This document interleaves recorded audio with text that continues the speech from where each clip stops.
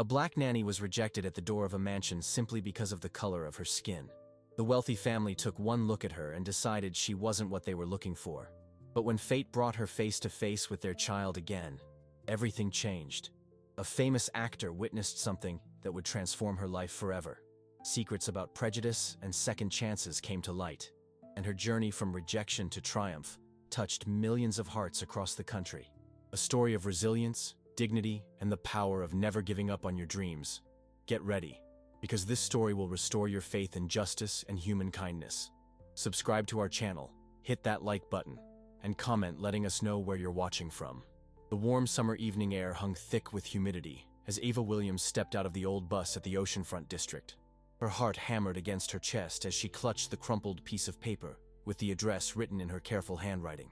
28 years old, with gentle brown eyes that had seen more rejection than acceptance, she had learned to hold her head high despite the weight of disappointment that often settled on her shoulders like a heavy coat. The mansion stood before her like something from a magazine, all pristine white columns and manicured gardens that sparkled under the soft glow of expensive lighting. Eva had never been inside a gated community before, where the sound of ocean waves mixed with the hum of central air conditioning units working overtime against the summer heat. She smoothed down her simple blue dress, the one she had ironed twice that morning, and checked her reflection in the brass nameplate beside the massive front door. Her grandmother's voice echoed in her mind, the same words she had whispered every morning before Eva left for school as a child. "You are worthy of love and respect, baby girl. Your skin is beautiful, your heart is pure, and your hands were made to heal and help." Ava took a deep breath, tasting the salt air that reminded her of childhood trips to the public beach with her grandmother, back when the world seemed full of endless possibilities. The doorbell chimed with a melody that sounded more expensive than anything Ava had ever owned. Through the frosted glass, she could see movement, shadows dancing in the golden light of crystal chandeliers. Her palms grew damp as footsteps approached, the click of high heels against marble floors growing louder with each second. When the door opened, Ava found herself face to face with a woman who could have stepped out of a fashion magazine. Blonde hair swept into a perfect updo, makeup applied with the precision of a professional artist, wearing a white pantsuit that probably cost more than Eva's rent for 3 months. The woman's blue eyes swept over Eva from head to toe, and in that moment, Eva felt the familiar chill of judgment that had followed her since childhood. Mrs. Catherine Ashford had been expecting someone different. Her perfectly manicured fingers tightened around the door handle as she took in the young black woman standing on her doorstep. The employment agency had sent her a resume, glowing references, certificates in early childhood development, but somehow Catherine had pictured someone else entirely. Someone who looked more like the nannies she had grown up with in her own privileged household. Ava could read the disappointment in the woman's face like words written across her forehead. It was the same look she had received at job interviews, at the grocery store when she paid with food stamps during her college years, at fancy restaurants when she worked as a server, and customers assumed she was there to clean tables rather than take orders. Catherine's lips pressed into a thin line as she glanced over Ava's shoulder, as if hoping to see someone else approaching. The silence stretched between them like a chasm, filled only by the distant sound of a child's laughter floating from somewhere deep inside the house. Ava's heart clenched at the sound. She had already fallen in love with the idea of caring for that child, had spent the bus ride imagining story times and art projects, and the simple joy of helping a little one discover the world. "Mrs. Ashford, I'm Eva Williams," Eva said softly, extending her hand with a warm smile that had comforted countless children over the years. "The agency sent me for the nanny position. I'm so excited to meet your family." Catherine stared at the outstretched hand but didn't take it. Instead, she glanced nervously toward the living room where the sound of expensive furniture creaking suggested her husband was listening from nearby. The air conditioning hummed louder, as if trying to fill the uncomfortable silence that had settled between them like fog.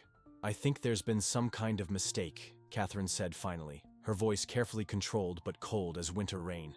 "We were expecting someone with more experience with children from similar backgrounds."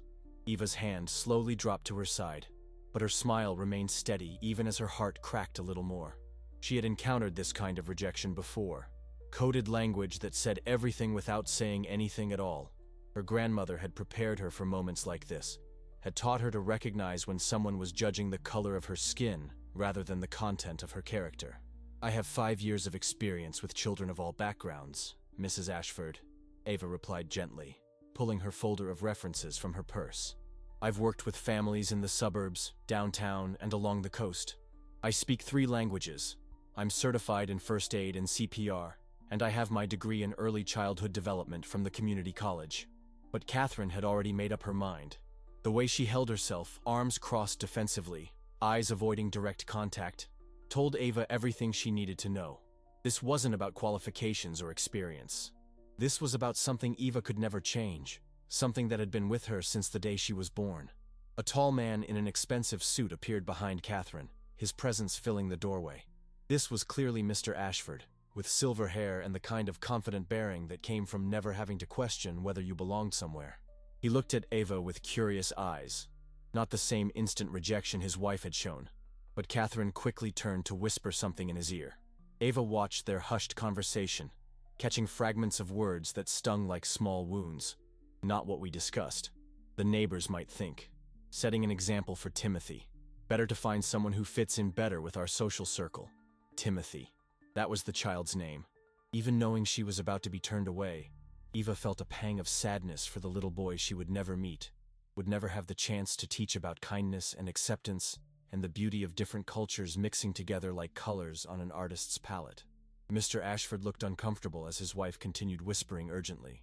He glanced at Eva again, and for a moment she thought she saw something like regret in his eyes. But marriage was a partnership, and partners sometimes made compromises that went against their better judgment. "I'm sorry, Miss Williams," Mr. Ashford said finally, his voice carrying the weight of a decision he wasn't entirely comfortable with. "My wife has decided to go in a different direction with our childcare needs. We'll be working with someone who has more experience with families in our particular social situation." Ava nodded slowly, understanding perfectly what he meant, but appreciating that he at least tried to phrase it kindly. She had learned long ago that anger wouldn't serve her in moments like this. Dignity and grace were her weapons of choice, passed down from a grandmother who had faced far worse discrimination with her head held high. "I understand," Ava said quietly, sliding her folder back into her purse. "I hope you find someone wonderful for Timothy. He sounds like a special little boy." The use of their son's name seemed to surprise them both. Catherine's eyes flickered with something that might have been guilt, while Mr. Ashford's frown deepened. They hadn't expected her to be gracious in rejection, hadn't prepared for kindness in the face of their prejudice. As Eva turned to walk away, she heard the heavy door close behind her with a soft click that sounded like a period at the end of a sentence. The security guard by the gate gave her a sympathetic look, as if he had witnessed scenes like this before. He tipped his hat respectfully as she passed, a small gesture that meant more to Ava than he would ever know. The bus ride back to her neighborhood took 45 minutes, giving Eva plenty of time to stare out the window and wonder why some people were born into mansions while others had to fight for every opportunity. The city passed by in a blur of neon signs and strip malls, fancy restaurants giving way to laundromats and corner stores as the bus carried her back to the world where she belonged, apparently. Eva lived in a small apartment complex called Sunset Gardens, though there was neither a sunset view nor much in the way of gardens. Her unit was on the 2nd floor, and she shared it with 2 friends from high school, Maya and Carmen, who worked as a hairstylist and a nurse's aide, respectively. The 3 women had stuck together through community college, through dating disasters and job losses and family drama, creating their own chosen family when their biological ones had disappointed them. Tonight, Maya was in the tiny kitchen, making her famous spaghetti sauce, the kind that simmered for hours and filled the apartment with the smell of garlic and basil and love. Carmen sat at their second-hand dining table, still in her hospital scrubs, counting tips from her shift while music played softly from their old radio. "How did it go, honey?" Maya called out as Ava dropped her purse by the door and kicked off the uncomfortable shoes she had borrowed from Carmen for the interview. Ava sank onto their threadbare couch with a sigh that came from somewhere deep in her chest. "They took one look at me and decided I wasn't what they were looking for." Carmen looked up from her tip money, her dark eyes flashing with anger. "Let me guess. You were too qualified for them to handle." "Something like that," Eva replied, not wanting to voice the real reason for the rejection. Her friends already carried enough anger about the world's unfairness. She didn't need to add fuel to that fire tonight. Maya appeared in the doorway, wooden spoon in hand, her face showing the kind of protective fury that came from years of watching her friend face discrimination. "Baby, their loss is someone else's gain. You know that, right? You're the best nanny in this whole city, and eventually somebody's going to be smart enough to see that." Eva smiled despite the heaviness in her heart. Maya always knew exactly what to say, had been saying exactly the right things since they were 15 years old, and Eva was crying in the school bathroom because a boy had made cruel comments about her hair. Maya had marched right up to that boy and told him he obviously had no taste, and that was the beginning of a friendship that had sustained Eva through every disappointment since. The apartment was small but cozy, filled with things they had collected over the years like treasures from their individual journeys. Carmen's collection of coffee mugs from every hospital she had worked at lined one shelf, while Maya's beauty school certificates hung proudly on the wall next to photos of every graduation and birthday they had celebrated together. Eva's contribution was a small bookshelf filled with children's stories in 3 languages, books she had been collecting since she first decided she wanted to work with kids. That night, as Eva lay in the bed she shared with Maya, listening to Carmen's soft snoring from the fold-out couch in the living room, she stared at the ceiling and made herself a promise. She would not let one family's prejudice define her worth. She would not let their narrow vision of what a nanny should look like convince her that she wasn't perfect exactly as she was. The next morning brought the kind of autumn weather that made Eva feel hopeful, despite yesterday's disappointment. The air was crisp and clean, carrying the scent of dying leaves and the promise of new beginnings. She had 3 job interviews lined up for the week, all with families who had specifically requested her after hearing about her work through word of mouth in the community. Her first interview was with the Morrison family, who lived in a modest neighborhood about 20 minutes from Eva's apartment. Their house was the kind of place where children's bicycles lived in the front yard, and wind chimes sang softly from the porch. Mrs. Morrison answered the door in jeans and a sweater, her graying hair pulled back in a practical ponytail, her face open and welcoming in a way that immediately put Eva at ease. "You must be Eva," Mrs. Morrison said with a genuine smile, extending her hand warmly. "I'm Linda. Please, come in. Can I get you some coffee? We just made a fresh pot." The difference from yesterday's reception was like stepping from a freezer into sunshine. Linda Morrison led Eva into a living room that was clearly lived in, with toy trucks scattered across the coffee table and children's drawings taped to the refrigerator visible through the kitchen doorway. This was a home where love mattered more than appearances, where the scratches on the furniture told stories of family life, rather than diminishing property values. Their son Jake was 6 years old, a bundle of energy with curious green eyes and a gap-toothed grin that reminded Eva why she had fallen in love with childcare in the first place. He bounded into the room wearing superhero pajamas and carrying a well-loved stuffed elephant, his hair sticking up in every direction like he had just rolled out of bed. "Are you going to be my new babysitter?" Jake asked directly, climbing onto the couch beside Eva without any of the shyness she sometimes encountered with children. His mother started to correct him about calling her a nanny rather than a babysitter, but Eva waved her off with a laugh. "I hope so," Eva told Jake seriously. "But first I need to know if you think we would make a good team. What's your elephant's name?" "This is Peanut," Jake said, holding up the stuffed animal with obvious pride. "He used to be my mom's when she was little, but now he's mine. He's very good at adventures." Eva spent the next hour talking with the Morrison family, learning about Jake's love of dinosaurs and his struggle with reading, about their family traditions, and their hopes for finding someone who would truly care about their son's development, rather than just keeping him safe until they got home from work. Mr.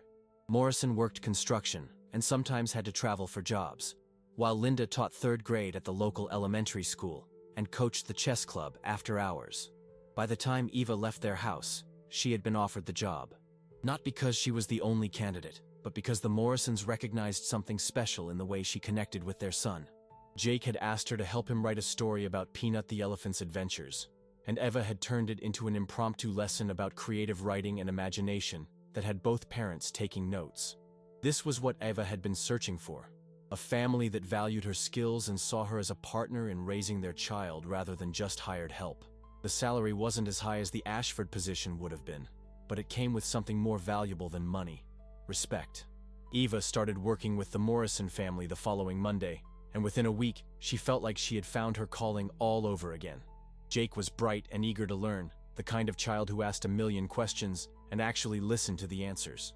His parents trusted her judgment about everything from snack choices to educational activities, and they included her in family decisions about Jake's extracurricular activities and social development.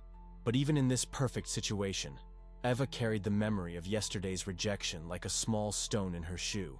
Late at night, when she was helping Jake with his homework or reading him bedtime stories, she sometimes wondered about Timothy Ashford.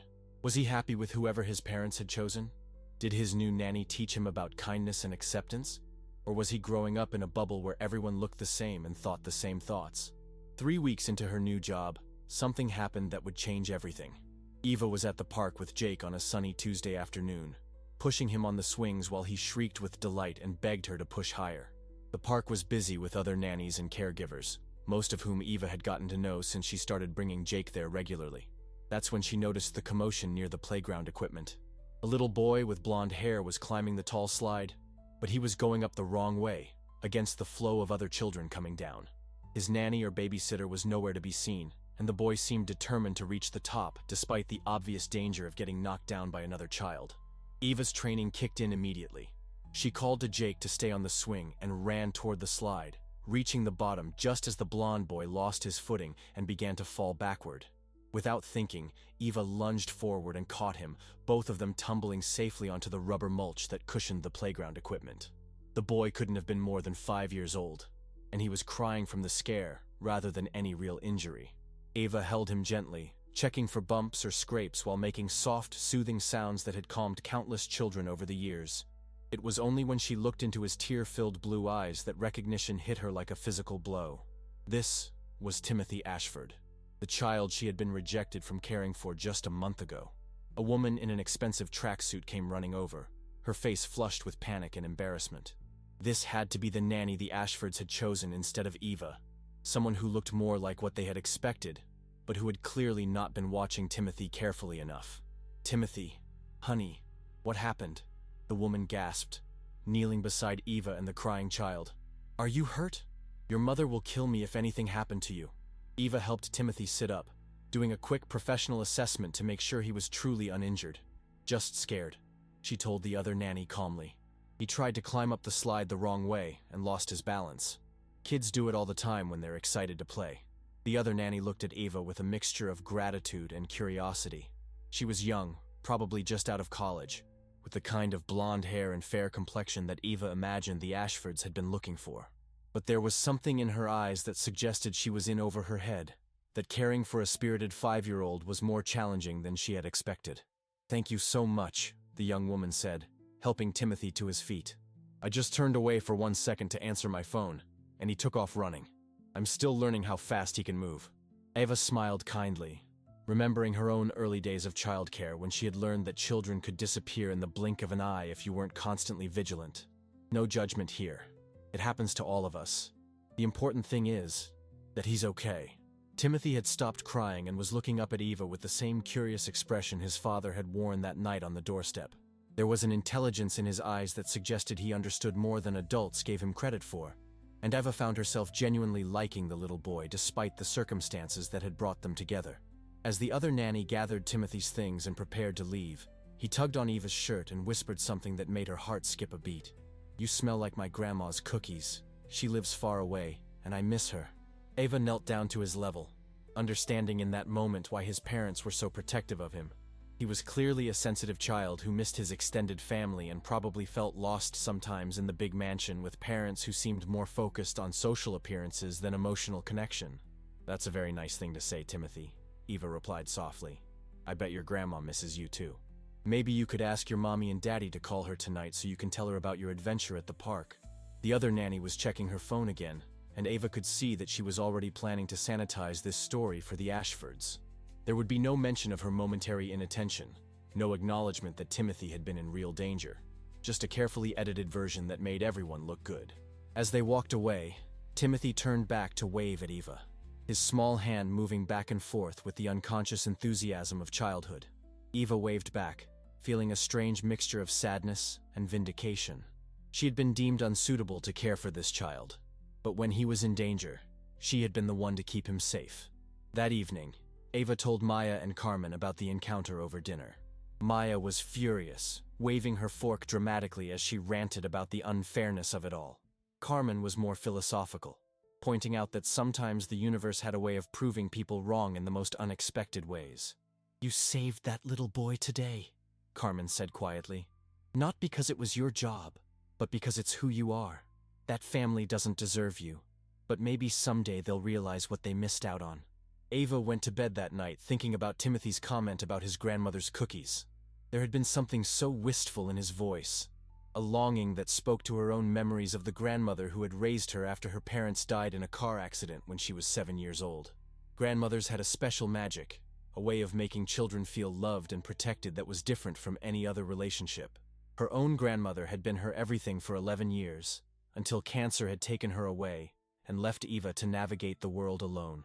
Foster families had been kind but temporary, and Eva had learned early that she could only truly count on herself. That's why relationships like the one she had with Maya and Carmen meant so much to her. Chosen family was sometimes stronger than blood family, forged by shared experiences and mutual support rather than obligation. The next few weeks passed peacefully with the Morrison family. Jake was making progress with his reading, and Eva had started teaching him some basic Spanish phrases that delighted him to no end. He would practice ordering food in Spanish at restaurants, making the servers smile with his careful pronunciation and obvious pride in his new skill. Eva was settling into a routine that felt sustainable and fulfilling. She worked Monday through Friday with the Morrisons, taught Sunday school at her church on weekends, and spent her free time taking online courses in child psychology and early childhood development. Her dream was to eventually open her own childcare center, a place where children of all backgrounds would be welcomed and celebrated for their unique gifts. But the universe, as Carmen had observed, had its own plans for Eva's future. And those plans were about to unfold in ways that none of them could have predicted. It started with a phone call on a rainy Thursday afternoon in November. Eva was helping Jake build a fort out of couch cushions when Linda Morrison called her into the kitchen with an expression that mixed excitement with concern. "Eva, honey, I just got the strangest call," Linda said, holding the cordless phone like it might explode. "Someone from a talent agency wants to talk to you about some kind of opportunity. They said they got your number from the park department because you're registered as an emergency contact for several families." Eva felt her stomach drop. Talent agency calls were usually scams. People trying to convince parents to pay thousands of dollars for children's modeling portfolios that would never lead anywhere. She had seen families bankrupt themselves chasing false promises of stardom for their kids. "Did they say what kind of opportunity?" Eva asked cautiously. "Something about a commercial or campaign about childcare," Linda replied, equally suspicious. "They mentioned that someone had recommended you specifically, but they wouldn't say who. I told them I'd give you the message, and you could decide whether to call back." Eva stared at the piece of paper with the agency's number written in Linda's careful handwriting. Part of her wanted to throw it away immediately, to protect herself from what was probably just another disappointment. But another part of her, the part that had learned to take chances from her grandmother, was curious about what this mysterious opportunity might entail. That evening, after Jake was asleep and the Morrison house was quiet, Eva called the number from her cell phone while sitting in her car outside her apartment building. The woman who answered sounded professional and legitimate, not like the high-pressure salespeople Eva had been expecting. "Miss Williams? This is Rebecca Chen from Horizon Talent Management. Thank you for calling back. I'll get straight to the point. We're casting for a national public service campaign about diversity and inclusion in childcare, and your name came to our attention through a very reliable source. Would you be interested in hearing more about the project?" Eva's hands were shaking as she listened to Rebecca explain the campaign. It was being funded by a coalition of child advocacy groups and would feature real nannies and childcare providers, talking about their experiences with prejudice and discrimination.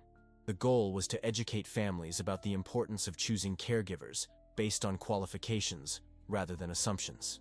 "The person who recommended you spoke very highly of your professionalism and your experience," Rebecca continued. "They said you would be perfect for this project because you represent the kind of excellence that too often gets overlooked because of bias." Eva's mind was racing. Who could have recommended her? She had only been working with the Morrisons for a few weeks, and while they were happy with her work, she couldn't imagine them having connections to national advertising campaigns. The mystery was almost as intriguing as the opportunity itself. "What would this involve exactly?" Eva asked, trying to keep her voice steady. "We'd like to schedule a screen test with you next week. If selected, you'd be part of a series of short videos that would air during primetime television slots and be distributed through social media. The compensation would be substantial, and the message would reach millions of viewers." Eva felt like she was floating outside her own body. This was the kind of opportunity that happened to other people, not to young black women from small apartments who had been rejected from jobs because of their skin color. But here it was, being offered to her like a gift from the universe. After hanging up, Eva sat in her car for a long time, watching her neighbors come and go from the apartment complex. Mrs. Garcia was helping her elderly mother up the stairs. The Johnson twins were kicking a soccer ball in the courtyard despite the dim lighting. Normal people living normal lives, not dreaming about appearing on national television or becoming the face of social change. But maybe that was exactly why she should say yes.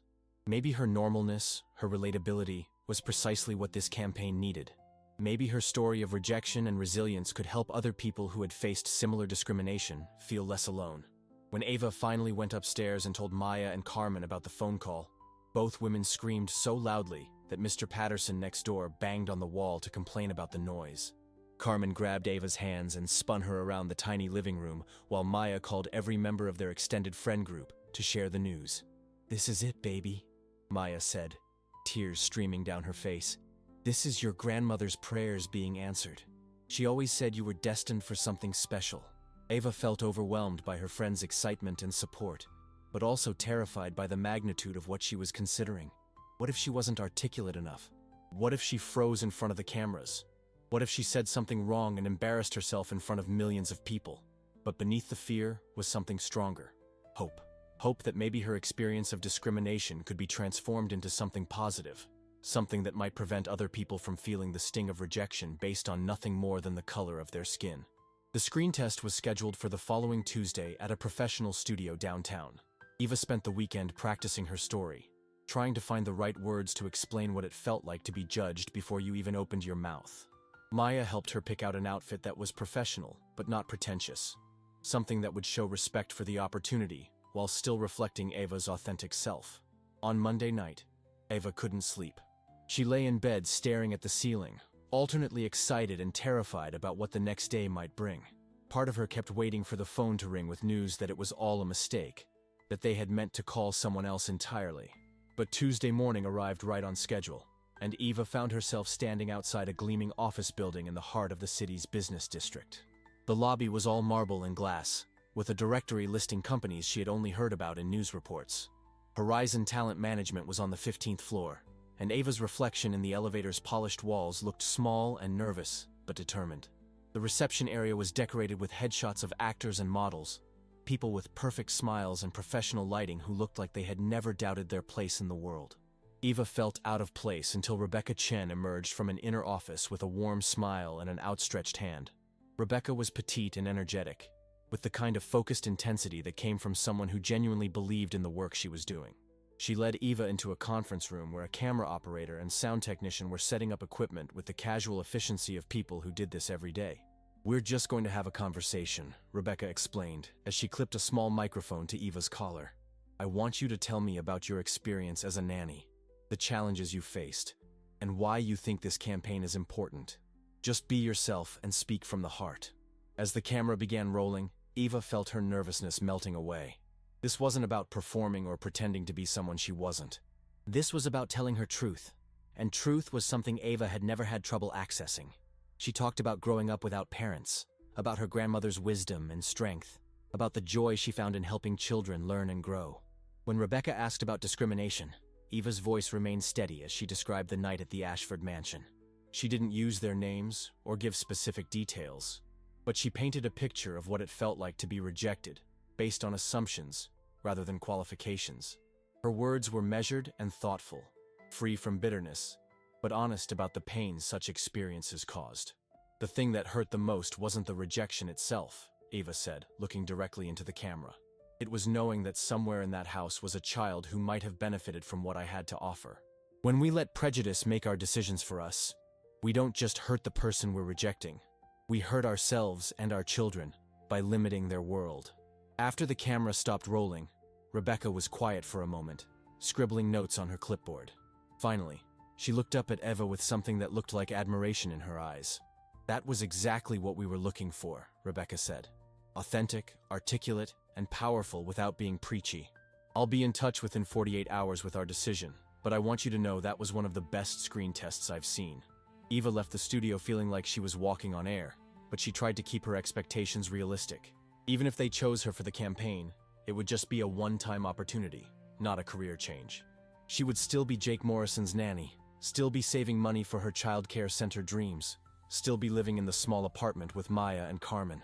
But sometimes one opportunity leads to another, And sometimes a single moment of bravery creates ripples that spread farther than anyone could have imagined. Eva was about to learn that the universe had much bigger plans for her than she had ever dared to dream. 2 days later, while Eva was teaching Jake how to make paper airplanes from recycled newspaper, her phone rang with a number she now recognized. Rebecca Chen's voice was bubbling with excitement, barely contained professional composure cracking under genuine enthusiasm. "Eva, I have wonderful news. The entire creative team was unanimous. We want you to be the face of our campaign. This is going to be bigger than we initially discussed. We're talking about a multi-platform approach. Television commercials, social media content, and possibly even speaking engagements at childcare conferences."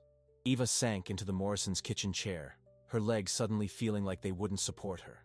Jake looked up from his airplane construction with curious eyes, sensing that something important was happening even if he couldn't understand the words flowing through the phone speaker. "What does that mean exactly?" Eva asked, her voice barely above a whisper. "It means you're going to help change the conversation about diversity in childcare across the entire country," Rebecca replied. "The initial contract is for 6 months, with options to extend. The compensation package will allow you to quit any other jobs you're currently working and focus entirely on this project." Eva's mind reeled with the implications. This wasn't just an opportunity, it was a complete life transformation. She thought about her dreams of opening a childcare center, dreams that had seemed so far away just moments before. Now, suddenly, those dreams were within reach. But there was also Jake to consider, the little boy who had become so important to her, who counted on her presence in his daily routine. The Morrison family who had trusted her when others wouldn't, who had become like family to her in such a short time. "I need some time to think about this," Eva said finally. "And I need to discuss it with my current employers. They've been wonderful to me, and I won't leave them without proper notice or help finding a replacement." Rebecca's respect for Eva's integrity was evident in her tone when she responded. "Of course. Take the time you need. This is exactly the kind of character and professionalism that made us want to work with you in the first place. I'll email you the contract details so you can review everything properly." After hanging up, Eva sat in the quiet kitchen while Jake continued folding paper airplanes, humming softly to himself. The afternoon sunlight streaming through the windows felt different somehow, like the world had shifted slightly on its axis, and everything familiar was now viewed from a new angle. That evening, Eva sat down with Linda and Tom Morrison in their cozy living room. Jake had been tucked into bed with his usual 3 stories and 2 glasses of water, and the house had settled into the peaceful quiet that came after a child's bedtime routine. Eva explained the opportunity as clearly as she could, watching their faces carefully for signs of disappointment or anger. Instead, she saw something that made her throat tighten with emotion. Pure joy for her success, tinged with the sadness that comes when someone you care about is moving towards something bigger than your shared world. "Eva, this is incredible," Linda said, reaching across the coffee table to squeeze her hand. "This is exactly the kind of platform you need to make the changes you've always talked about. We're so proud of you." Tom nodded agreement, though Eva could see the practical concerns flickering behind his eyes. "What about Jake?" he asked gently. "You know how attached he's become to you. How do we explain this to a 6-year-old who thinks you're the most important person in his universe besides us?" Eva had been dreading this conversation, but she had also been preparing for it. "I've been thinking about that. What if we made this transition gradually? I could work with you to find and train a replacement, someone Jake feels comfortable with. And maybe, if the campaign schedule allows, I could still spend some weekend time with him, at least in the beginning." The relief on both parents' faces was immediate and obvious. They had been worried about Eva disappearing from Jake's life entirely, leaving him confused and hurt by another adult's sudden absence. Children in Jake's position had often experienced instability, and the Morrison family was committed to creating consistency in their son's world. Over the next 2 weeks, Eva worked with a placement agency to interview potential replacements for her position. It was strange to be on the other side of the hiring process, looking for someone who could fill her shoes with the Morrison family. She found herself paying attention to things that went beyond qualifications and experience, looking for that indefinable quality of genuine care that made the difference between a good nanny and an exceptional one. The woman they eventually chose was named Sarah, a recent graduate from a prestigious childcare program, who reminded Eva of herself at that age. Eager, dedicated, and blessed with the kind of patience that couldn't be taught. Sarah was also white, which Eva noted without judgment, but with awareness of how much easier Sarah's path into this profession would likely be. During Sarah's training week, Eva watched Jake's initial resistance gradually give way to curiosity and eventual acceptance. Children were remarkably adaptable when changes were handled with care and honesty. Eva explained to Jake that she was going to help lots of children by talking to people on television about how important it was for kids to have wonderful caregivers who looked like all the beautiful different people in the world. Jake's response was typically direct and pure. "So, you're going to be famous like the people on TV?" "Maybe a little bit," Eva replied, kneeling down to his level in the way that had become second nature to her. "But being famous isn't the important part. The important part is helping other kids have amazing people in their lives, just like you do." On Eva's last official day with the Morrison family, Linda made a special dinner with all of Jake's favorite foods. They ate by candlelight in the dining room, treating the occasion with the ceremony it deserved. After dinner, Jake presented Eva with a drawing he had made of the two of them at the park, their stick figures holding hands under a yellow crayon sun. "I drew you smiling because you always smile when we're together," Jake explained seriously. "And I drew me smiling because you make me happy." Eva had to excuse herself to the bathroom for a moment to compose herself, overwhelmed by the pure love and acceptance radiating from this little boy who had never once questioned whether she belonged in his world. This was why her work mattered. This was why the campaign could make a difference. The following Monday, Eva reported to her new job at a temporary office space that had been set up for the campaign production. The team was small but passionate, composed of social activists, advertising professionals, and child development experts, who all shared a common goal of changing hearts and minds about diversity in childcare. Eva's first official task was working with a scriptwriter to develop her personal story into compelling content for the commercials. The writer, a young man named Marcus, who had his own experiences with workplace discrimination, helped Eva find the balance between emotional impact and professional presentation. "We want people to feel something when they watch this," Marcus explained as they sat in a conference room covered with storyboards and script drafts. "But we also want them to think. The goal is to make families examine their own biases and consider how those biases might be limiting their children's experiences." The hardest part was deciding how much of her personal story to share. Eva was naturally private, someone who had learned to protect her emotional spaces from a world that often felt hostile or indifferent. But she also understood that vulnerability was necessary for real connection, that her story could only help others if she told it with complete honesty. They decided to focus on 3 key messages: that quality childcare transcended racial boundaries, that children benefited from exposure to diverse caregivers and perspectives, and that families who made hiring decisions based on prejudice were ultimately harming their own children's development. The actual filming took place over several days in a studio that had been designed to look like a warm, inviting living room. Eva wore her own clothes, spoke in her own words, and tried to imagine she was talking to one family at a time, rather than potentially millions of viewers. Between takes, she found herself thinking about Timothy Ashford, wondering if his parents would see these commercials and recognize the woman they had turned away from their door. Part of her hoped they would, hoped they might feel some small pang of regret for their decision. But a larger part of her hoped the commercials would simply prevent other families from making similar mistakes. The campaign was scheduled to launch in 6 weeks, giving the production team time to edit the footage and coordinate the media buy. During this waiting period, Eva threw herself into the educational component of her new role, attending workshops on media training and public speaking, learning how to distill complex social issues into accessible talking points. It was during one of these workshops that Eva met Dr. Patricia Williams, a child psychologist who had spent decades studying the impact of diverse caregiving on child development. Dr. Williams was in her 60s, with silver hair and the kind of gentle authority that came from years of working with families in crisis. "Your story is important, Eva," Dr. Williams told her during a break between sessions, "but I want you to understand that you're not just representing yourself anymore. You're carrying the hopes and experiences of countless women who have faced similar discrimination. That's a heavy responsibility, but it's also a tremendous opportunity." Eva felt the weight of those words settling on her shoulders like a mantle she wasn't sure she was ready to wear. She had never thought of herself as a spokesperson or role model, had always just focused on doing her job well and treating every child in her care with love and respect. Dr. Williams seemed to sense her uncertainty. "You don't have to be perfect," she continued. "You just have to be authentic.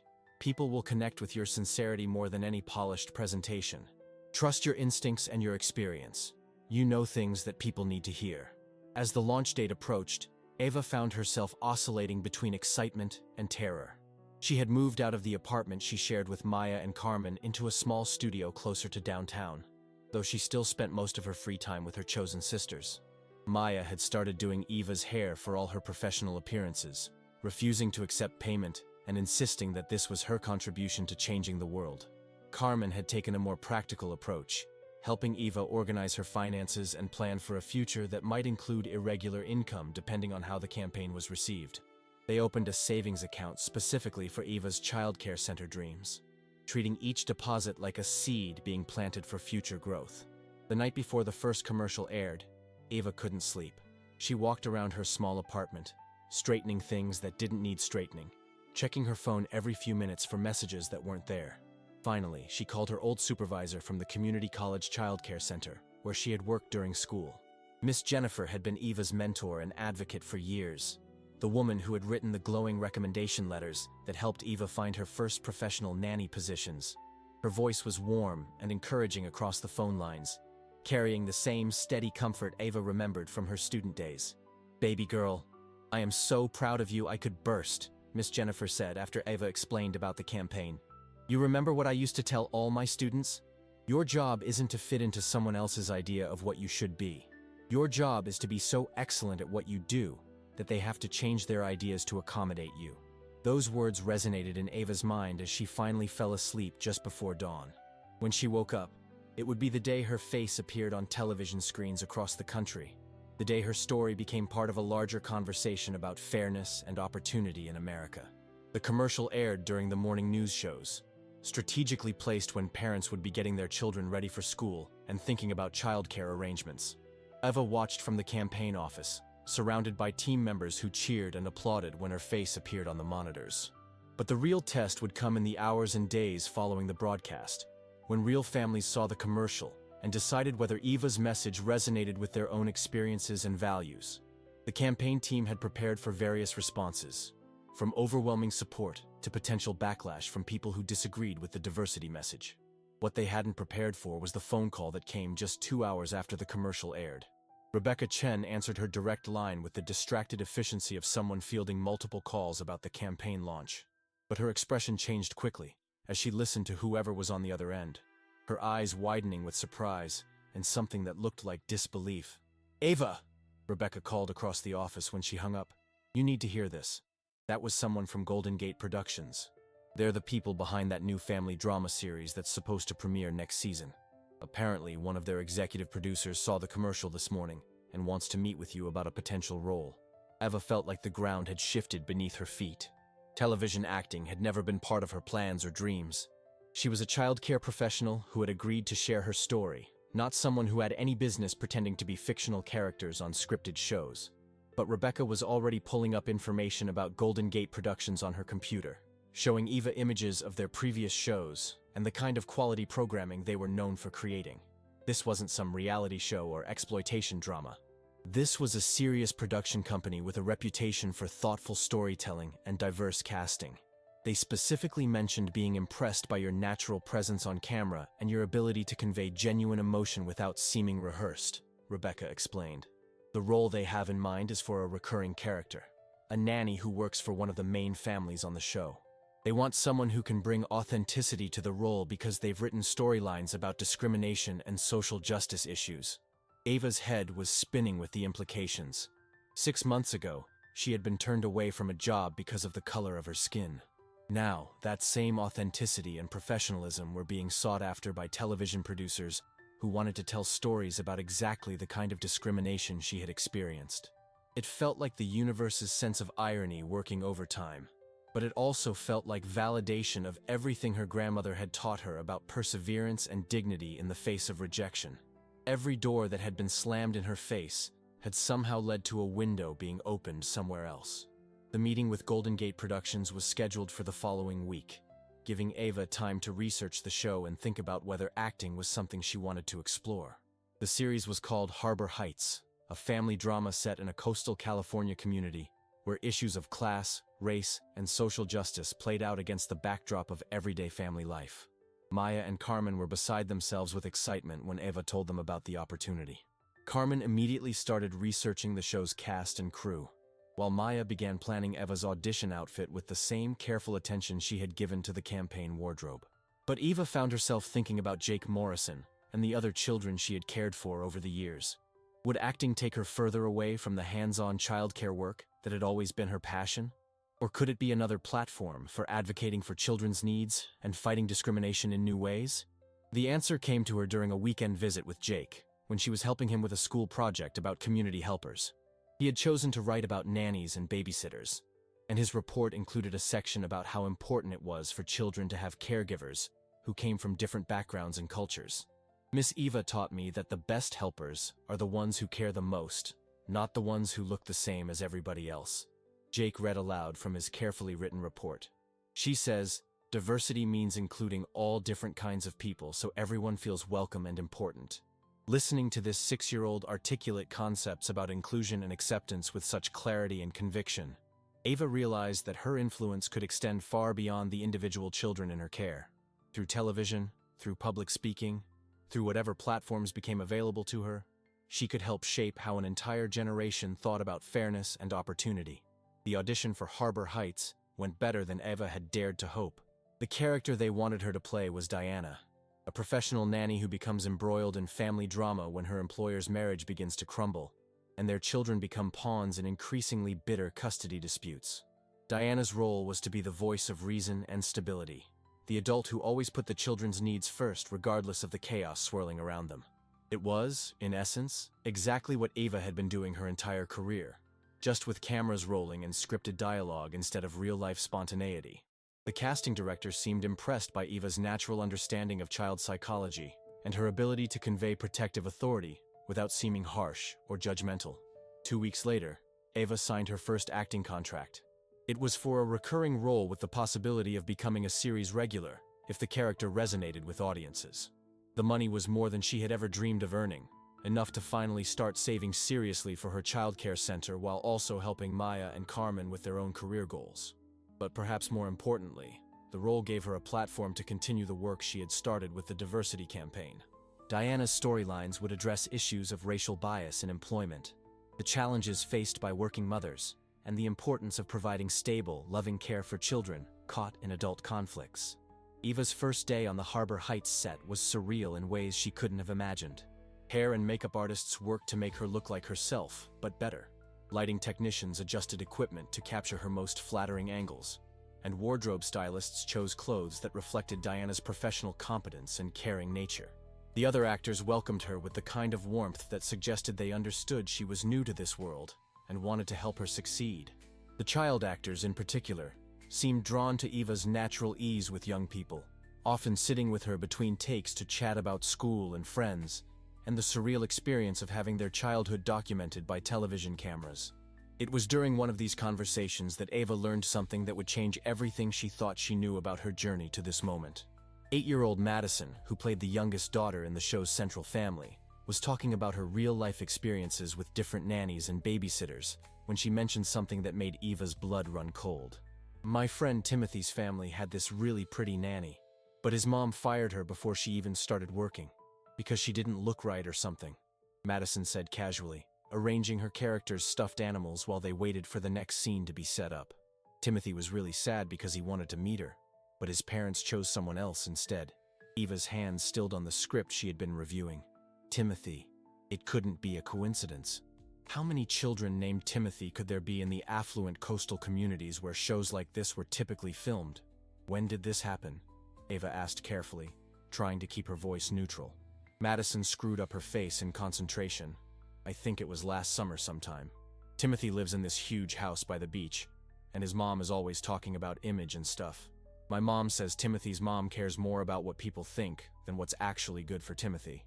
Eva felt a strange sensation in her chest, like pieces of a puzzle clicking into place in ways she hadn't expected. The Harbor Heights production was based in the same coastal area where the Ashford mansion was located. Madison's casual mention of Timothy couldn't be coincidental. That evening, Eva called Rebecca Chen to ask about the origins of her recommendation to the talent agency. Rebecca had always been vague about the source, saying only that someone in the industry had specifically mentioned Eva's name after seeing her work with children. "Rebecca, I need to know who recommended me for the diversity campaign," Eva said without preamble when Rebecca answered the phone. It's important. There was a pause on the other end of the line, the sound of papers shuffling and what might have been a door closing. Eva, I signed a confidentiality agreement about that. I can't give you specifics without permission from the person who made the recommendation. Can you at least tell me if it was someone connected to the entertainment industry? Eva pressed. Someone who might have had access to information about my background and qualifications? Another pause, longer this time.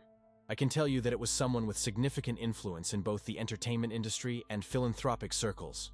Someone who had heard about your situation through indirect channels and felt you deserved better opportunities than you had been given. Eva's mind raced through possibilities. She didn't know anyone in entertainment or philanthropy personally. Her contacts were limited to the families she had worked for, her college professors, and the professional references she had built up over years of childcare work. Unless someone had been paying attention to her story in ways she hadn't realized. Unless her encounter with Timothy at the park had sparked more interest than she had understood at the time. The thought seemed impossible, but Eva couldn't shake the feeling that her journey from rejected nanny to television actress was connected to that moment when she had caught a falling child and looked into eyes that reminded her of the family who had turned her away. 3 days later, Eva got her answer in the most unexpected way possible. She was between scenes on the Harbor Heights set when a production assistant approached with a message that someone wanted to speak with her privately. Eva assumed it was another interview request or meeting about future storylines, but the assistant led her to a trailer she had never seen before, one that clearly belonged to someone important enough to warrant the kind of luxury accommodations reserved for major stars.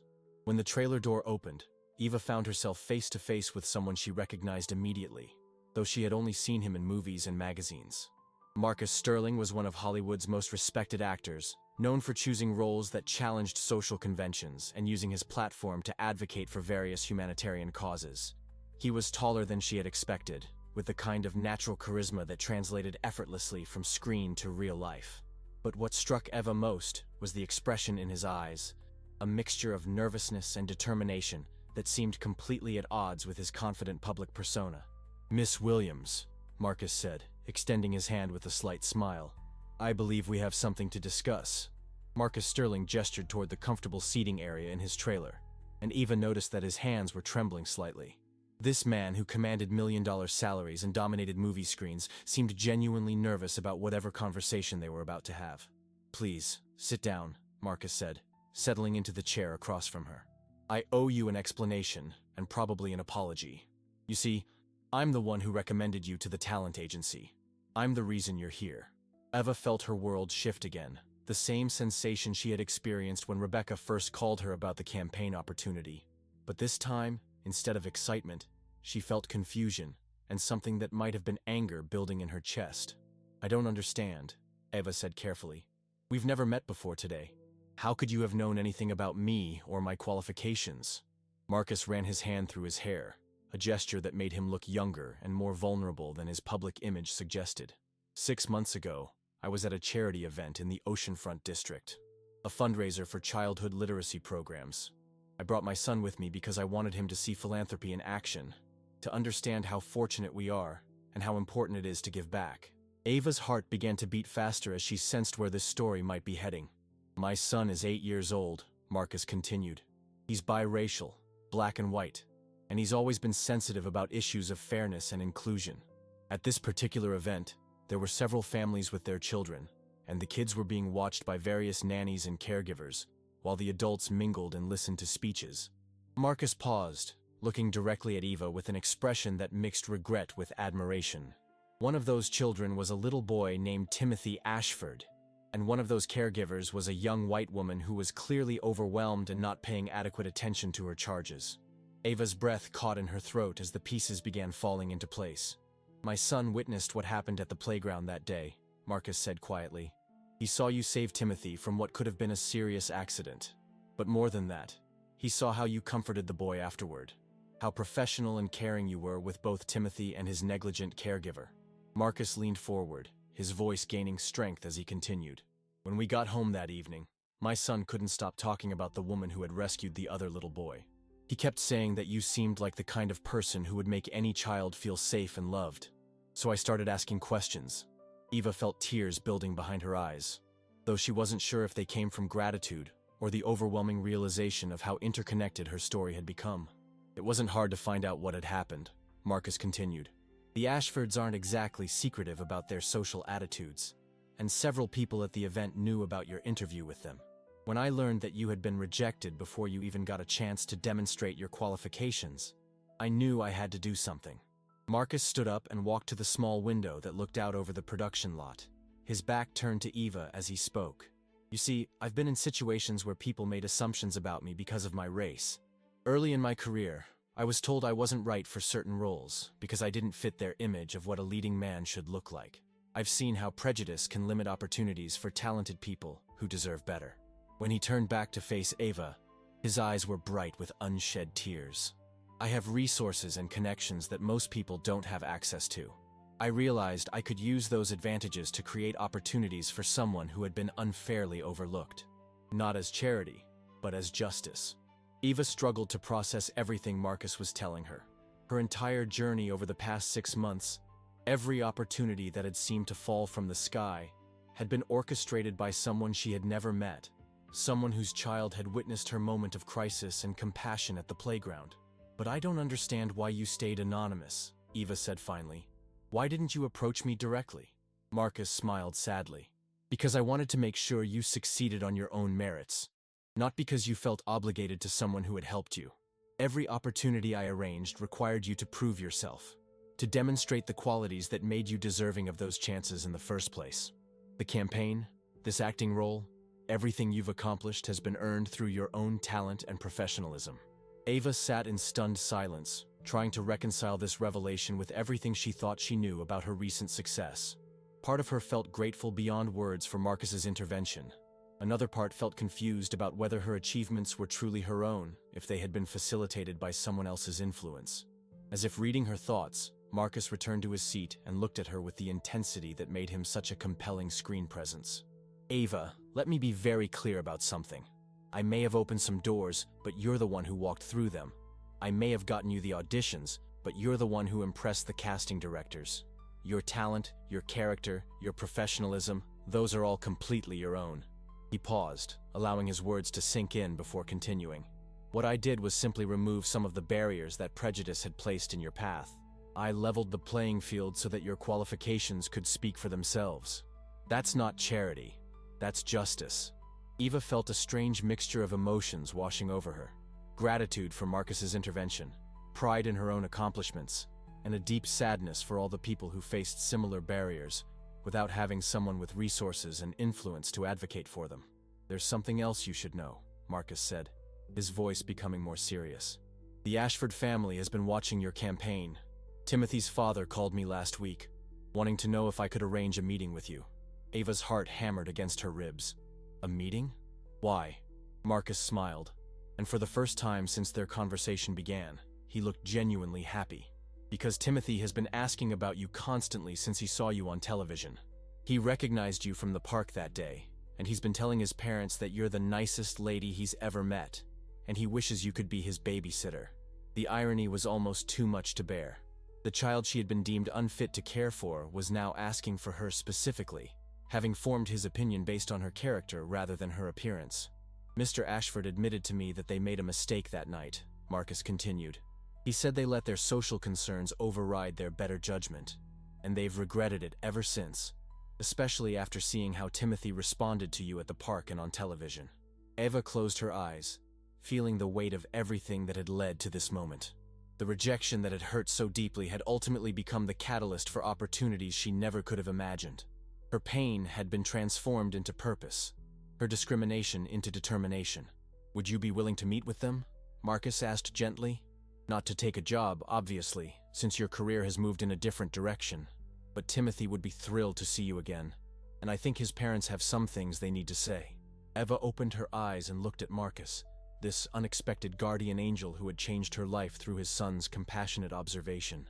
Yes, she said simply. I think I'd like that very much. The meeting was arranged for the following Saturday at a neutral location, a family-friendly restaurant that specialized in comfort food and had a play area where Timothy could burn off energy if he became restless. Eva arrived first, wearing a simple blue dress similar to the one she had worn to the original interview, though now it felt like armor rather than supplication. When the Ashford family walked in, Eva was struck by how different they seemed from her memory. Catherine Ashford looked older, more tired, as if the weight of her choices had been pressing down on her for months. Mr. Ashford appeared uncomfortable, but determined, like a man preparing to do something difficult, but necessary. Timothy spotted Eva immediately and broke free from his parents' grip, running toward her table with the uninhibited joy that only children could express. He launched himself into her arms for a hug that felt like forgiveness and hope wrapped together in one small person's embrace. "Miss Eva!" Timothy exclaimed, his face bright with excitement. "I saw you on TV! You were talking about how kids need nice people to take care of them, and Mommy started crying, and Daddy said we made a big mistake." Eva's throat tightened as she hugged the little boy who had unknowingly been at the center of her transformation. Out of the mouths of babes came the simple truth that adults often complicated beyond recognition. Catherine and Mr. Ashford approached the table slowly, both looking as nervous as Eva had felt that night on their doorstep 6 months earlier. Catherine's perfectly applied makeup couldn't hide the redness around her eyes that suggested recent tears, while Mr. Ashford's usual confident bearing had been replaced by something that looked like genuine humility. "Miss Williams," Catherine began, her voice shaking slightly, "I want to apologize for how we treated you that night. There's no excuse for what we did, and I've been carrying the shame of it ever since." Eva gestured for them to sit down, keeping Timothy close beside her as he chattered excitedly about seeing her on television and wanting to show her his new toy dinosaur collection. The normalcy of his excitement provided a buffer against the emotional intensity of his parents' apology. "We let our own insecurities and prejudices blind us to what was right in front of us," Mr. Ashford said quietly. "We were so worried about what our friends and neighbors might think that we forgot to consider what was best for Timothy. That's not the kind of example we want to set for our son." Eva looked across the table at this couple who had once represented everything that was unfair about her world. Now they seemed smaller, more human, weighed down by the recognition of their own fallibility. "I appreciate your apology," Eva said carefully. "I won't pretend that night didn't hurt, because it did. But I've learned that sometimes the worst things that happen to us can lead to the best things we never could have imagined." Catherine wiped at her eyes with a tissue, smearing her mascara slightly. "We've been following your career since the campaign launched. The television show, the speaking engagements, the advocacy work you're doing for childcare reform. You've accomplished more in 6 months than most people do in a lifetime." Eva smiled, feeling the truth of those words settling into her bones. The pain of rejection had been transformed into a platform for change, her personal discrimination into advocacy for others facing similar barriers. Timothy tugged on Eva's sleeve, demanding her attention with the imperious entitlement of a well-loved child. "Miss Eva, will you come see my room sometime? I have a fort made out of blankets, and I have books about dinosaurs, and I learned how to make paper airplanes just like Jake taught you." Eva's heart squeezed at the mention of Jake Morrison, the little boy who had taught Timothy's name to paper airplanes through stories Eva had shared during their time together. Children's worlds were small and interconnected in ways that adults often failed to appreciate. "I would love to see your room, Timothy," Eva said sincerely. "Maybe we can arrange a playdate sometime, if your parents think that would be okay." The hope that bloomed across Timothy's face was matched by the relief in his parents' expressions.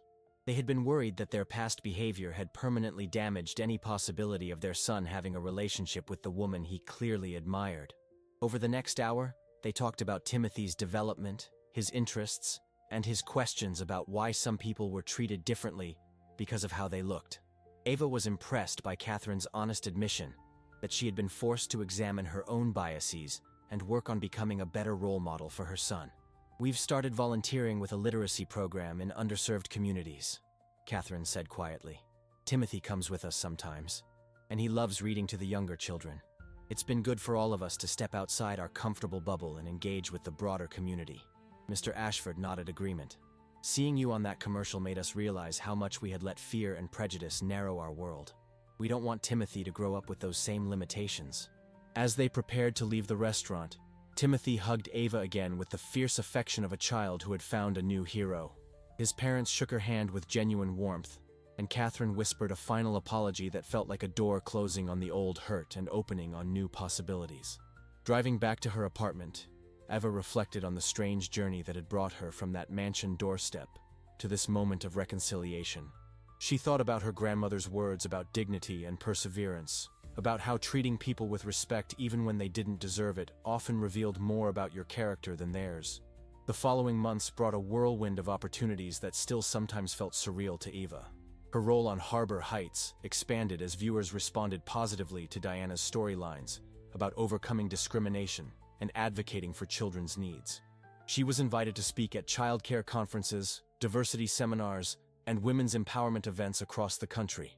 But perhaps most meaningfully, she was offered the chance to develop her own documentary series about the childcare industry, focusing on the experiences of providers from diverse backgrounds and the impact of bias on hiring decisions. The project would give her a platform to tell stories like her own, while advocating for systemic changes in how society valued and compensated childcare professionals. Eva threw herself into the documentary project with the same passion she had brought to caring for individual children. She interviewed nannies, daycare workers, and family caregivers from all backgrounds, collecting stories of discrimination, triumph, and the deep satisfaction that came from nurturing young minds and hearts.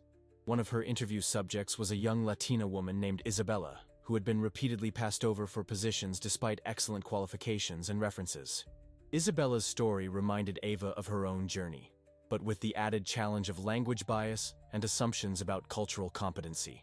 Another interviewee was Maria, an older black woman who had spent 30 years as a nanny for wealthy families, watching the children she raised grow up and have children of their own, while she was never quite accepted as part of the family, despite her decades of dedication. Each story reinforced Eva's conviction that her platform came with responsibility to advocate for systemic change rather than just celebrating individual success. She began working with childcare advocacy groups to push for legislation that would protect domestic workers from discrimination and ensure fair wages and working conditions. The documentary, titled The Hands That Raise Us, premiered at several film festivals before being picked up by a major streaming platform. The response was overwhelming, with viewers sharing their own stories of discrimination and calling for changes in how society approached childcare. Eva found herself invited to testify before congressional subcommittees about childcare policy. A surreal experience for someone who had been deemed unfit to care for one child just 2 years earlier. She spoke about the economic value of quality childcare, the importance of diversity in caregiving, and the need for professional standards that focused on competency rather than appearance. Through all of this public success, Eva maintained her connection to the Morrison family and her relationship with Jake, who was now 8 years old and thriving under Sarah's care. Eva visited regularly, maintaining the bond that had sustained her through her early struggles, and reminding herself of why her advocacy work mattered. Jake had started a diversity club at his elementary school, inspired by the conversations he had shared with Eva about inclusion and acceptance. He would proudly tell anyone who would listen that his first nanny was now famous for helping people understand that kindness was more important than looking the same. Eva also developed an unexpected friendship with Marcus Sterling's son, David, who had been the catalyst for her entire journey. Marcus would bring David to the Harbor Heights set occasionally, and the boy was fascinated by the process of creating television while maintaining his passionate interest in social justice issues. David was working on a school project about everyday heroes, and he had chosen to write about Eva despite having dozens of famous actors and directors he could have selected instead. His essay about the woman who saved a child at the playground and then saved many more children through her advocacy work brought tears to Eva's eyes when Marcus shared it with her. On a warm spring evening, almost exactly 2 years after her rejection at the Ashford mansion, Eva stood on the stage of a packed auditorium at a national childcare conference. She was the keynote speaker, addressing an audience of providers, advocates, and policymakers who had gathered to discuss the future of early childhood education. Looking out at the diverse faces in the crowd, Eva felt the weight and privilege of her platform settling around her like her grandmother's embrace. She thought about all the women and men who had shared their stories for her documentary, all the children who deserved quality care regardless of their family's biases, all the providers who had been overlooked because they didn't fit someone's narrow image of what a caregiver should look like. 2 years ago, I was told I wasn't suitable to care for a child because of the color of my skin, Eva began, her voice carrying clearly through the auditorium's sound system. Tonight, I want to talk about how that rejection became the foundation for a movement that's changing how we think about childcare in America. She spoke about her journey from that painful night to this moment of advocacy and influence, but she also spoke about the systemic issues that made her story possible.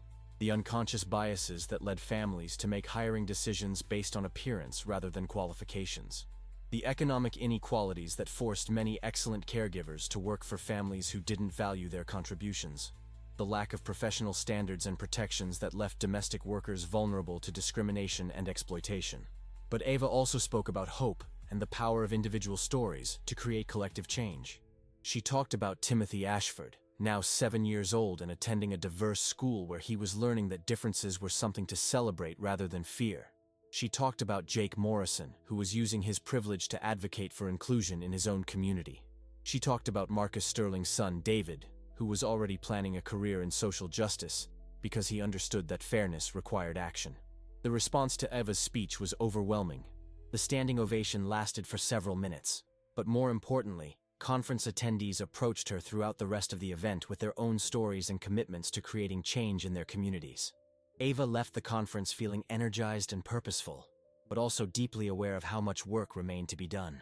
Her personal success was meaningful, but it was just the beginning of the systemic changes needed to ensure that every child had access to quality care, regardless of their family's conscious or unconscious biases.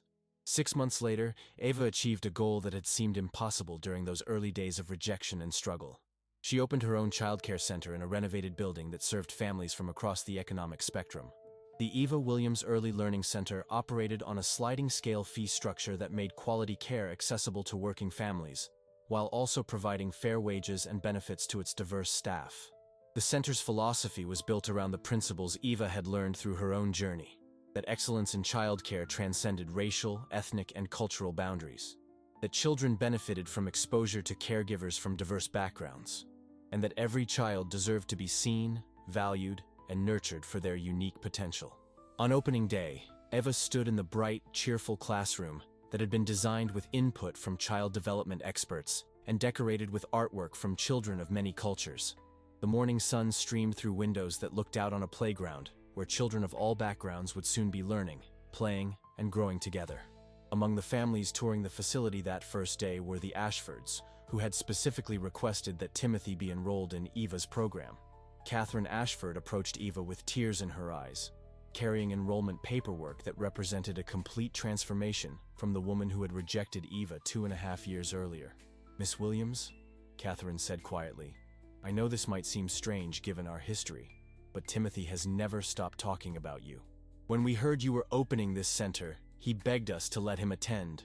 I hope you'll consider accepting him as a student."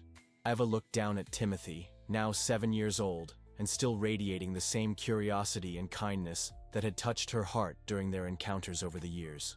The little boy who had been at the center of her greatest professional rejection was now asking to be part of her greatest professional achievement. "Of course, Timothy is welcome here," Eva said, kneeling down to the boy's level with the same natural grace she had always shown with children. "This center is for every child who wants to learn and grow and discover how wonderful the world can be when everyone is included." Timothy's face lit up with joy, and he immediately began asking questions about the classroom activities, the playground equipment, and whether he would be able to read stories to younger children like he did at his volunteer programs. His enthusiasm was infectious, drawing smiles from other families who were touring the facility. As Eva watched Timothy explore his new learning environment, she thought about the journey that had brought them all to this moment. The pain of rejection had been transformed into purpose. The discrimination she had faced had become the foundation for advocacy that was creating opportunities for others. Her individual struggle had become part of a larger movement toward fairness and inclusion. Marcus Sterling attended the center's grand opening ceremony, bringing his son David and speaking about the ripple effects of kindness and justice. He told the gathered crowd about witnessing Eva's compassion at the playground, and how that moment had inspired his family to become more active advocates for social change. Maya and Carmen were there too, beaming with pride as their friend cut the ribbon on a dream that had once seemed impossible. They had been Eva's chosen family through every struggle and triumph, and now they were working at the center as the business manager and health coordinator respectively, bringing their own skills and passions to the realization of Eva's vision. Dr. Patricia Williams, the child psychologist who had mentored Eva during her media training, served as the center's educational consultant and spoke at the opening about the research showing how diverse caregiving environments benefited children's social and emotional development. Her words carried the weight of decades of research supporting what Eva had always known intuitively. that children thrived when they were exposed to different perspectives and experiences. As the ceremony concluded and families began exploring the center more thoroughly, Ava found herself standing quietly in the main hallway, surrounded by the sounds of children laughing and adults discussing educational philosophies and enrollment procedures. The noise was beautiful, the kind of controlled chaos that indicated a space where learning and joy coexisted naturally. Linda Morrison approached with Jake, now 9 years old and articulate about his own experiences with diverse caregivers. He had asked to attend the opening because he wanted to see what his first nanny had built from the dreams they had discussed during their time together. "Miss Eva," Jake said seriously, using the title he had never outgrown despite their relationship evolving as he grew older. "This place is exactly what you always talked about. A place where every kid gets to learn from everyone else, and where all the grown-ups understand that taking care of children is the most important job in the world." Eva hugged Jake tightly, remembering the 6-year-old who had taught her that some families understood the value of character over appearance. His growth into a thoughtful, socially conscious child was proof that the relationships formed during early childhood could have lasting impact on a person's values and worldview. As the evening wound down and the last families left the center, Ava walked through the empty classrooms one more time, imagining them filled with children tomorrow and in all the tomorrows to come. This space represented everything she had learned about resilience, advocacy, and the power of transforming personal pain into collective progress. Her phone buzzed with a text message from Timothy Ashford, sent with his mother's help, but clearly composed in his own words. "Thank you for not giving up when people were mean to you. Now lots of kids like me get to learn from the best teacher ever." Ava smiled, feeling the truth of her grandmother's words echoing across the years. "Your skin is beautiful, your heart is pure, and your hands were made to heal and help." The little girl who had once doubted her worth because of other people's prejudice had grown into a woman who created opportunities for others to discover their own value. Standing in the center she had built from dreams and determination, Eva understood that her story was not just about overcoming discrimination or achieving professional success. It was about the responsibility that came with surviving rejection and finding the strength to ensure that others didn't have to face the same barriers she had encountered. The Eva Williams Early Learning Center would serve children and families for generations to come, each enrollment representing a small victory against prejudice and a step toward a world where every child was valued for their potential, rather than limited by other people's narrow vision of who belonged where. As Ava turned off the lights and locked the door behind her, she whispered a prayer of gratitude to her grandmother and to the universe that had somehow transformed her darkest moment into the foundation for her brightest achievements. Tomorrow, the real work would begin. But tonight, she allowed herself to feel the deep satisfaction of dreams realized through perseverance, dignity, and an unwavering belief that love and justice would ultimately prevail. The stars were particularly bright as Ava drove home through streets lined with families who might never fully understand the battles that had been fought to create opportunities for their children. But their understanding wasn't necessary for the work to continue, for progress to be made, for the next generation to inherit a world slightly more fair than the one she had grown up in. And somewhere in the quiet mansion by the ocean, a little boy named Timothy was falling asleep in his comfortable bed, dreaming about tomorrow when he would start school at a place where every child was welcomed, valued, and given the chance to discover the infinite possibilities that existed when love conquered prejudice and hope triumphed over fear.